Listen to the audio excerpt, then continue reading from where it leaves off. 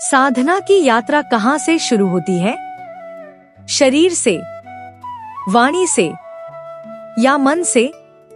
महर्षि रमण कहते हैं, कायवामना कर्म उत्तमम पूजन जपश्चिंतन क्रमात्, अर्थात शरीर, वाणी और मन से किया गया कर्म ही उत्तम होता है।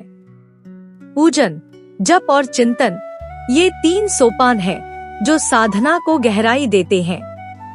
जब हम श्रद्धा से दीपक जलाते हैं, फूल चढ़ाते हैं, तो वह केवल बाहरी क्रिया नहीं होती, वह भीतर के भावों की अभिव्यक्ति होती है।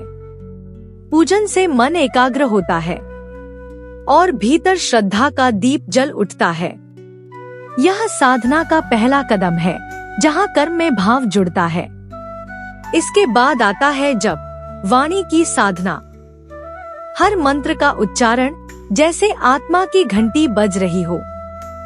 गायत्री मंत्र हो या कोई भी पवित्र ध्वनि, जब जप निरंतर होता है तो मन धीरे धीरे भीतर की ओर मुड़ने लगता है, शब्दों से मौन की ओर। यही है साधना का दूसरा चरण। और अंत में चिंतन। मैं कौन हूँ?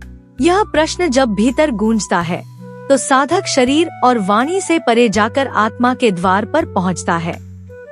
यह है साधना की चरम अवस्था, जहाँ केवल मौन है और आत्मा का साक्षात्कार। गुरुदेव कहते हैं, बाह्य कर्म से भीतर की यात्रा करो।